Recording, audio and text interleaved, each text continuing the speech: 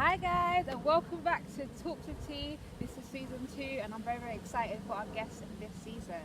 So if you haven't watched the first season, I recommend that you go check that out because we had some great guests last year. So today my guest has been England champion 4 years in a row in the 200 metres, and for the 100 metres she's been England champion 2 years in a row. She was ranked 11th this year, 2019, in 100 metres with a personal best of 11:47, and it's none other than Kimbely Baptiste. So stay with me and we're going to catch her in a moment.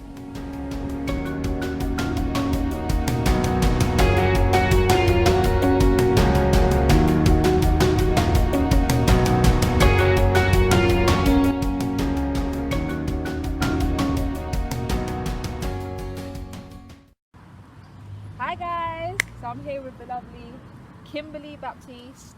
She's a 100 metre and 200 metre sprinter. So we're going to jump into her story today. I'm going to start, I normally start like from the beginning in chronological order, but because we've been talking about the weather, so basically I'm not that cold because I came straight from my car, but she's really cold. It's freezing. I am cold. I'm braving it without a jacket. Yeah, and because now at the moment she doesn't actually live in the UK. No, You haven't been living in the UK, so yeah. you've been in Dubai. So Yeah, I'm talk a in the little bit about UAE. I say Dubai because everyone knows Dubai, Okay. but I'm living in the UAE in a little city called Fujairah, but I should be moving to Abu Dhabi very soon. that. Okay. Yeah, I've been out there for 2 years, so I'm used to heat. I'm used to just heat. Even when it rains, it's It's just hot. So like this, 19 degrees, everyone's got their shirts off, and Yeah. I'm cold. It is cold. So what made you move out there? At work predominantly. I was like self-coached at the time. I wasn't finding any good work. I was doing like part-time teaching, but it was just not getting paid the same. And then I saw this job come up for teaching, and I was like, what's the harm in actually applying for it? Actually, I didn't get told it. My friend told me that because I was like, I'm not gonna get it. They're not gonna want me. Da, da, da, da. So I just applied, got chosen for the interview. And a few days later, they said like you've been accepted. We like your application, and da, da, da. So I just had to do all the visa stuff. So basically, it's just the opportunity of actually getting the opportunity to go out there and teach and do like sports stuff. It's something you actually love. So instead of having to do something outside of sports, and great pay, tax free, I was like, yes, please, set me up. So yeah, that's one of the reasons why I went out there. What age group do you teach? I was teaching, they call it cycle 2, so I was teaching 10-year-olds to 14. Okay. Yeah. So their school system's a little bit different? A little bit different. They go by, they do grades, grade 1, grade 2, but they have like cycles. So they have cycle 1, and cycle 1s are obviously the grade 1s to grade 5. No, 4, they've changed it recently. And then cycle 2 is grade 5 to grade 8. Okay. And then you have the cycle 3s, which is the grade 9s. All the way to grade, I think they run to grade 12 there, and then they go off to university. That's really interesting. So there's a few things that you said that I really want to hone in on. You spoke about being self-coached. Yeah. And I had a random question before I talked about that, which was, do you feel like the constant heat has helped your training as well? And your progression? In a way, I think so, because I used to struggle with my knees a lot. So being in the heat, I think like it helps to lubricate my joints and stuff. And my knee pain is like non-existent sometimes. When I'm doing blocks, obviously I do feel it, but when I'm doing like just 200 and 300 sessions and stuff, my knees are fine, and the floor just keeps me really loose. I don't have to warm up as much, although I do warm. Like you just don't have to wear so many layers. Like you're already warm, you're ready to go. Your body's just like awake and ready. So I think that has helped. Getting the school I was with, the vice principal and the principal, they were just like lovely, so I was able to train. If I'm not teaching until 9 o'clock, they will allow me to train 9 a.m. in the morning. Yeah. Not in the night. No. Is it normal school? Is it like work-wise? Yeah, so it's like starts at 8, so the actual assembly is at 8, and then you finish at 3 o'clock. Okay. The boys are slightly different. They're 7 till 2. They don't do boys and girls together? No, they've only just started mixing it in the cycle 1 school, but in mine, in cycle 2, no, they were all separated. And I was teaching a local school as well, so they're all local. So private schools they do mix sometimes, but I'm in the local school, so they're all separated. So your school were really great, so they'll let you train before if you needed Yeah, to. so if I wanted to train in the morning, they will allow me to train in the morning. I used to like get changed, shower there, and then come into school at like 8:30, 9 o'clock until I had to teach. So it's like as long as I'm not missing any of my lessons, they were like, you're okay to do so. That's great. So that was like really nice. I was able to like make my training like real flexible. If I'm too tired in the morning, I can train after work. If I'm like, no, I want to do it in the morning, do it in the morning. Which one do you prefer? Morning. I actually do like training in the morning now because I feel like I'm just too tired. Like I have to go through. Teaching kids is hard. It's like people are like, you're just teaching them to be, kick a ball, run around. It's hard work. So I actually did used to prefer training in the morning, get that done. I don't mind if I'm a little bit tired for teaching, it's okay. But if you're really tired and exhausted for training, it's just hard, and then you have to train in the heat, and it's like, I prefer in the morning, even though it doesn't make a difference in terms of how hot it is. Yeah, that's good. So in terms of recovery, what does that look like for you? So in terms of like, just, I guess physical recovery, like resting, but also in terms of treatment-wise, do you manage to get any of that out there? I do, but it's the area I'm in. They have some sports physio, but not being rude to any of them. I'm just like, they don't really know what they're talking about. They're kind of like hotels. They'll massage you like if you're in a hotel spa thing. They'll say deep tissue, but you're getting a massage, a hotel massage, a spa massage, but they just press it a little deep, but they don't really know why this is hurting and stuff. So I have been trying to get like as many massages as I can, seeing physio, osteos. They're a bit expensive because you have to travel into Dubai. How far are you from Dubai? I'm about an hour 15, depends on which part of Dubai you're going into, but we'll say like hour 15. And is it do you public transport there? Is it public transport? Or you taxis. Everything is taxis. Okay. They do some buses, but they take like 2.5 hours. It's best to just get a taxi in. They're not, considering how far you're traveling, taxis are fairly cheap. So how long do you perceive yourself being out there for? Is it a long-term thing? Long term, I like the heat. Wow. I'm starting a new job role this month actually. So start date should be the 22nd. So if I like that, we'll try and keep it for another 2, 3, 4 years. If it's like really enjoyable, because I've already done 2 years. I don't want to move back to the UK to work. Not yet, I'm not ready. So I'll probably like branch off from there and go somewhere else. So I know I've met quite a few people that's been teaching abroad for a very long time. One of my friends, she just moved to Bermuda. I'm just like, that needs to be my life. Just travel and teach. Wow. Or so is that, anything. I guess, because I'm sure you have big dreams for athletics. Yeah. Right? The post-athletics career, is that something you would like to continue doing, teaching as well? I want to get more into coaching. Okay.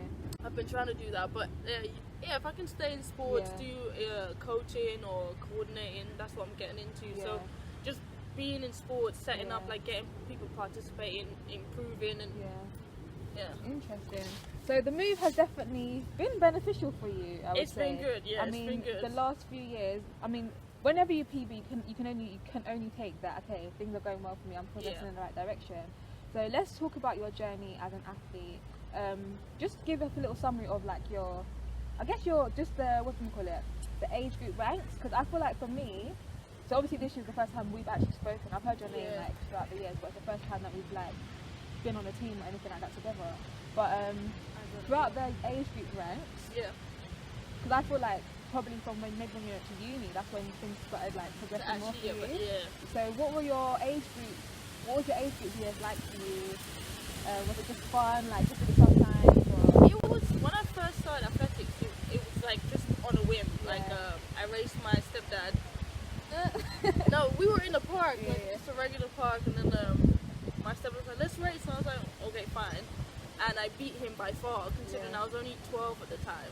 So then he signed me up to athletics straight away, and it was like, it was fun because I was living in Crawley at the time. So I was like winning races without training, and I was like, oh, this is fun, I actually do like athletics, I'm getting medals, everyone loves medals. So then I kept doing it, and then I kind of fell off for about 2 years after that. But I think looking back, my rankings weren't that great. Like for my age group, I wasn't like the fastest kid or anything. I was doing okay. It was just fun. It wasn't until university that I actually started to improve, because I was with like a very good coach. Had access to the gym, and then the year after, my second year, I was on scholarship, so I was getting like physio and masseuse, so everything started to like roll. I'm getting like PBs. I was running under 12, under 13, until uni 19. I think really? I was like, I think 19. I was like running 12 seconds still. So,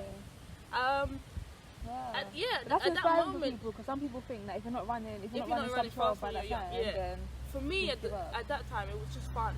Like, because when I dropped out of athletics, it just wasn't fun at that time. And then my PE teacher, she's the one that made me come back into it. She kept pressuring me. Oh my god, for about a year and a half. What didn't you like about it? The group I was with, like, they were really nice, but to me it was like a social thing. Okay. So every time we went to train, everyone was talking. It wasn't pushing me, which sounds weird. Like, it's just like, training didn't hurt, and then it was just always the same thing. And then, like, you were doing loads of different things. Like, so I'm like, I just want to sprint. I don't want to do long distance. I don't want to do this stuff. So I think, training just didn't push me. And then I didn't really like the people in the group, only a few of them. So it was just like, I don't want to go anymore. So then I stopped for about 2 years, and then I started training with my OP teacher and her coach. And the first session hurt. It was during winter. Afterwards, I was like, I need to go back, because it hurt. It actually felt like it pushed me. And then I actually couldn't finish the session, but I really wanted to. And then in my head then, I was like, okay, you actually do like athletics. Like, you actually do want to get better. So I went back and I went back, and it hurt every single time. But yeah, that's when I got back into it. And it was just, at that time still, I wasn't amazingly fast. I was just having fun. It was like really fun to actually train. Feel pain, I don't know why. And just keep, and then like most races, every time I ran, I'd get PB. I'm getting cold, so my coat is gonna come on. So I was actually like running PBs. They weren't fast, but it felt like I was doing something. I was actually getting a bit faster every time, especially in the 100 and the 200. So. So that's it. From just even from listening, I guess even from observing you as well, like, you do seem like a very self-motivated person as well. So it's obviously evident from even from a child that if I feel like I'm not being pushed, I'm not progressing, it's like, no, I'm a driven person. So if it's not happening for you, I'm going elsewhere. Do you know what I mean? Thinking about it, like when I thought about it, I was like, I can't believe I actually stopped, because it was easy. That's so funny, but you need that. And I think even looking at where you are now. And the fact that you're self-coach, we're going to go into talk about that. So after uni, was it the first year? How long after uni did you go to? When did you finish uni? In 2014. And then you went to Dubai. 2017. Okay. So what did you do in those? Were you still with the same coach? I was for my first year in uni. I stayed with my Corley coach, and then I started using the uni coach, but they changed him. Then after the first year, so then I started training with Andre Fernandez. I'm not sure if you know who that is. I was training with him until May of 2016. Yeah, so from about 2013, no, 12. If I can do maths right. From about 2012, the new year of uni, until 2016, May 2016, I was training with him. And then I've been self-coached since May 2016. So how do you find the self-coaching journey? Like, how do you keep yourself? A lot of people say, like, only from September. Well, I've done 1 full year of self-coaching now, but common question will be like, how do you know you're doing the right thing? How do you know you're pushing yourself hard enough? How do you know, like, all them questions? But for you, just because you've been doing it for a while, and obviously you've seen results, so it means that it is possible. You have to, I guess, even like what we just said about you from a child, there is certain qualities you would need to have in order to be able to do that. So what for you, what are the main self-discipline and the main things that help you to keep pushing yourself? How do you monitor yourself and stuff like that? To share about the journey of self-coaching. Don't get me wrong, there's sometimes in training when, like, my session might not go to as planned, I won't run the time I want to, and then I'll think, am I doing the right thing? Maybe I need to get a coach. So you always, you will doubt yourself. Because it is really hard. Like, I'm really hard on myself. So when I'm doing like a run, like blocks or something, I'm always thinking, I overanalyze it. I'm like, this didn't feel good, but I can't see it. or even if I do have a video, I'm like, this looks wrong, this looks wrong. So I'm finding loads of little things. So I'm really critical on myself. So sometimes that's not a very good thing, because you can have a coach who's be like, no, you're actually doing that really well. It's looking good. You're actually moving with the angles you have. But for sorry, don't stay out. Yeah, good. For me, like I always tell people, you know your body better than anyone else. And being self-coach, I'm able to actually like have rest when I need rest, because when you're with a coach, say if you've got your trainings Monday, Wednesday, Saturday, those are specific training sessions. Like, well, with my coach, it was like you go to those, you go to that time. Even if you're tired, you've had a hard day at work, you're stressed, you just want to sleep. You like, I can train in the morning or something. You go to that session. So with being self-coach, if I'm really tired, I'm like, you know what? Thursday's my rest days. I'm actually gonna rest today and then train on Thursday. So at least my body's gonna be prepared or fully recovered to actually do the session I have in plan. But it's hard. Knowing that you're doing the right thing, it's really hard. Like I look back on like old training sessions and like you look back on videos, you think about your times, what you need to work on, and then you kind of implement that into your training sessions. So for you, what does it, how many times a week do you train at the moment? So I do my gym and track days separate. So I do 3 days gym, track, 3 days gym. I double up on the Friday because their week is Sunday to Thursday. Oh, okay. So my first day of training for the week is on the Sunday. That's why I train on Friday. Okay. How has your for you? So what has been? How would you evaluate in terms of what's been the key things that helped your progression for where you are now compared to, I guess, even with what we in 2019 and you started in 2012? Started uni 11. So in those years, what has been the things that have helped you? What do you feel have been the things that have helped you progress as much as you have? It's been quite a bit, right? Yeah, it's been a long time. I think having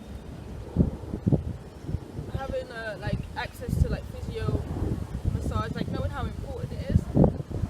Also doing gym sessions. Like you don't have to lift crazy heavy, but just doing the right things, knowing what you need to do in the gym. Actually just having like a set program in the gym, and then I think from uni I actually started to meet quite a lot of really good athletes. So having that connection to athletes and coaches, being able to talk to them.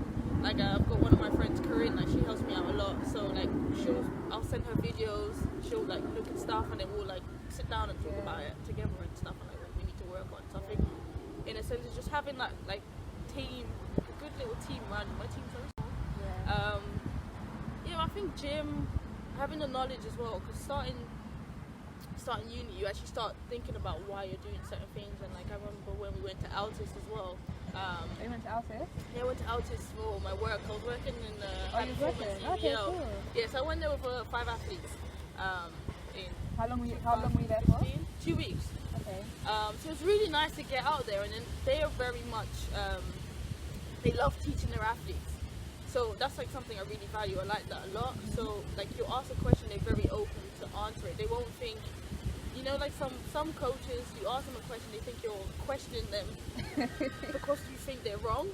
But I'm like, you're asking so you have that knowledge. And then I think like if you know why you're doing something, you're more likely to do it correctly, and like you can understand it a little bit more. So I think having the knowledge as well of like why you need to do certain stuff, why you're doing this. And there was one quote as well where it's like, because you have some athletes, you have some coaches as well that's like, you should be running like this person, you should look like this person. If you're not doing it like them, you're not doing it right. But one of the coaches down path, he said, kind of like, he didn't say it in this quote, but it was something similar. So he's like, you use your angles to the best of your ability, which I'm like, makes so much sense, because if my knees can only get up to about here, and I'm putting full power, full strength through, but then my coach is trying to get me up here, like really high, but I'm not getting the same amount of power through, I'm losing efficiency. Just like, be very efficient with the angles you have, and then you just train like little things around it, be strong in those little positions. So I think learning from that, because it was all them like, if that person is running like this, you should run like this, and so it's like you're just trying to run like you, but you're being very efficient in the angles that you can hit. So I I think, yeah. That's good. Interesting.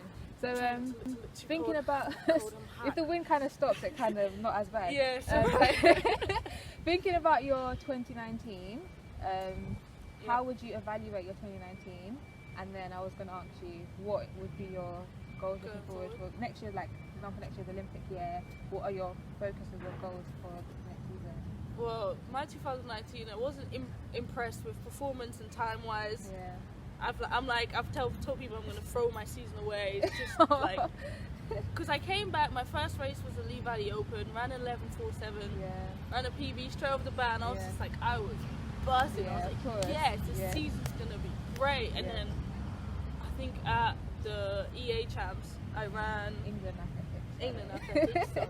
Just in case. Just in case. The Inter-Counties England Athletics thing. I think in the 100 I ran 11.8, 11.8 The weather was again. atrocious. It was, but then I was just like, this is where I put it, like all the pressure on me, because I'm very critical of myself. So everyone's always the most critical of Yeah. themselves than anyone else. whereas everyone's like, it's windy, it was raining, it was bad weather, blah, and I was just like, yeah, but I ran 11.8. Like, you can have these really good athletes come and still run. And I was like, yeah, and then I think after that we had a UK Women's League in Wigan, and I ran 11.9. Didn't get to run a 200 because it was like, it started pouring down with rain, so they cancelled a 200. That's what I was going to say as well, though, because I was The going to ask you weather this has question. been bad. I was going to ask you that question because this year, not even like the weather this season has just been like ridiculous. It's been horrible. Literally just stupid rain, stupid wind like all the time. So I was going to say, I mean, you don't really have opportunity to run when you're out in Yeah, I do some races out there, but do you? they're not legit legal races. Cool. So like the timing doesn't really count. Like the timing won't count. It's like hand time type thing. But I was going to say, because obviously even people like, for example, they're training in America, they're training in wherever, and then they come to the UK and it's just like, so dead. I think It's just like, how do you navigate that, or like how much does that affect you? Because that is the thing, because mentally you're like, oh, I'm running rubbish, but then you have to you do have to consider all those things. that's the thing. Like I've been told, I've been thinking about that now, and I'm like, my body is literally 2 years out. I'm not used to running in this kind of conditions. Yeah. Like I haven't. My winter training is not winter training. Like 29 degrees is winter. Like that's their cool months. So it's just like, I think I have to take in consideration that the weather's just been awful. It's been cold. Like 20 degrees is freezing for me. So my body's just like, I can't do this. The rain makes it worse. I haven't been running in rain. How would you go in forward? So for example, because obviously no matter where you live or train, if you're a British athlete and you want to qualify, you have to come here for champ. Yeah, you have to do so it. So how would you prepare yourself to make sure that you can, because regardless, from next year, champs are in Manchester, and as you saw at the champ, England champ, Let's just hope it Manchester fixes weather up is not next really year. doing it. The thing is, that's the hardest thing to think about, because I'm like, I can't navigate the weather. Like if I'm still in the UAE, all I have is heat. So I have to just try and pray that it actually is warm. But the thing is, I think because when I first came back, I tried to avoid training when it was like cold or windy or raining. So I think when I come back, it's one of them things where I have to try and slowly get my body prepared for this might happen. So like if I'm set to train at this time in the morning and it's raining, I should still try and go out there and just be like, you might have to compete in this weather. What month do you generally come back? So last year I came back end of June to do British Challenge, but I came back in July, so the end of school years. But it varies, depends on when I can take holiday. But I'm gonna try and come back June, July month, so I can actually get some races in. So I had two things I wanted to ask you though. First one was 2020. What would if you were sitting here at the end of 2020, what would you have liked to have happened? I'm very modest in the sense, I just want to get faster. Like if I can come back at the end of 2020 and say I've chipped off some time for my 200, I'm actually more into my 200. But this year I actually ran better in 100 for that one PB. But if I can say I ran sub 23, I will be over the moon for my 2020 season. If I can say I've ran equal PB or close to my PB for the 100, that's just I'll be very happy with that. Very, very happy. I'm just I just want to keep taking away. If you're taking steps forward, what can you really like can't what can complain, go wrong? do you know Yeah, what I mean? so that's what's knocked me back a bit because Yeah. this season I didn't break my 200 PB because since I've been self-coached, every season I've PB'd in 1 and 2. Yeah, I think that's right. That's really no good. one checked Power 10 just in case. That's really good though. So That's yeah, really- this year it's just been.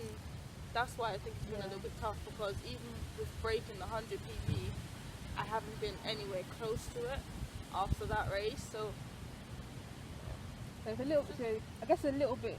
If you have progressed every single year, then I guess it is a new challenge to Yes. motivate yourself differently. To be like, okay, just because to readjust that. So that is a slightly new challenge, but I'm sure you will be able to overcome and get through because of the type of person that you are. I got little things to work on. yeah. Like there's little things I know I'm gonna like to change and Yeah. implement, and hopefully that works. Yeah, I was gonna say as well. In terms of my other second question I had random that I was thinking about was so for you, because for a lot of athletes, in terms of like not having sponsorship and financial side is very difficult. But is that something that you don't find as difficult maybe because of where you're training and I guess the tax-free life and all of that stuff? Like does that side of things not as much of a strain on you, or do you find it a strain? It's not. It still is, but Yeah. it's not too much because like it's a lot more expensive out there. So if I was to come back here, it's not that bad because I've been seeing someone and I'm like, okay, I'm spending the money to try and get my body in a good place. Yeah. But it's trying to find that person who's good enough because I remember the physio I was seeing. She's not like she's a sports physio. She's qualified as a sports physio, but couldn't tell me anything about why my knees were hurting or like what to do to fix it. We started talking about my breathing, and I'm like, and I'm paying her a good amount of money, and that's with discount. So without that, I was just like, it's just trying to find the right people to put your money into. In terms of not being funded, right now, no, it doesn't really affect me. It's expensive living out there, but I can afford it. Like but it's just finding the right people to go and see because where I was living before, like I said, massages, they're literally just hotel spa massages. Someone just rubbing you down. They don't really know about your muscles really. But yeah, I'm hoping like now that I'm moving to Abu Dhabi, I'll be able to find someone there because there's no one really to recommend. Like this person's good. Like you might get a recommendation from like some local people, but they're not used to like an actual sports massage what you're actually used to. Do your school actually know how good you are? Like, do they actually know? In running? Or is it just like, oh yeah, she does athletics, like, cool. But they actually know? I've told them sometimes, like they've seen some videos, but I try not to, like I can't show them too much because I'm running like little shorts and stuff. But some of the teachers that's not local, not Emirati, the Jordanian teachers and stuff, they do know how good I am and stuff. One of them said, I'm so fast, I run like a man. Like I run as fast as a man. So was that a compliment? Literally, I was just like, thanks. That's so I was like, funny. I'll take that, I guess. I'm so fucked. It's just because they don't do sports. They're just like, they're not, women aren't, let me know. Yeah, anyways, they don't do sports. Yeah, so they were like, I'm so fast, I'm compared to a man. Well, So just take it as a compliment. I said thank you. I was like, thank you. Okay. But it's been good to hear your story. It's good. So, but other thing I was wanting to ask you was, were you born here? No, actually, I was born in Guyana, South America. When did you come to the UK? When I was 10. So, Okay. yeah, 2003, moved over with my mum, stepdad, and my other sisters. Oh wow. Yeah. Interesting. So, guys, I hope you really got to know Kimbely in this interview. A little bit more about her. You can look there. Yeah, a little bit more about her. So, to finish our interview, I have a hot 10. So, 10 random questions that you can just answer, just random things. So, the first one is, what's your favourite season? Summer. Morning or evening? Morning. Would you class yourself as an introvert or an extrovert? Introvert. How many siblings do you have? Oh, that's a lot. From my mom's side, I have 4 sisters. From my dad, I have another sister and 3 brothers. Okay, nice. Would you rather listen to a podcast or watch a YouTube video? Depends on what. I don't really do podcasts. I'll say YouTube video. Can you touch your nose with your tongue? No, not even going to try. It doesn't reach. Oh man, Sorry, but- why not? You're actually close to Wait. you're like, oh, you actually need If I have, you actually no. need Okay, what's your favorite colour? Red. What would you rather? So, would you rather wear the same outfit for a year or eat the same meal every day for a year? Eat the same meal. Every day. Oh no, I like food too much. I like the variety. Wear the same clothes. I would like to wear the same outfit. You can watch it. Yeah. Yeah. How old were you when you learned to ride a bike? I was really young actually. It was before I moved over. So I moved over when I was 10. I was actually very young. If I was guessing 6, 7, maybe younger than that. Yeah. Yeah. Not bad, not bad. Some people still can't ride a bike, you know. I know that. So the last question I have is who? My mother. Is it? Sorry, mommy. Jake. Fill in the blank. I always wanted to blank, and now I have or am.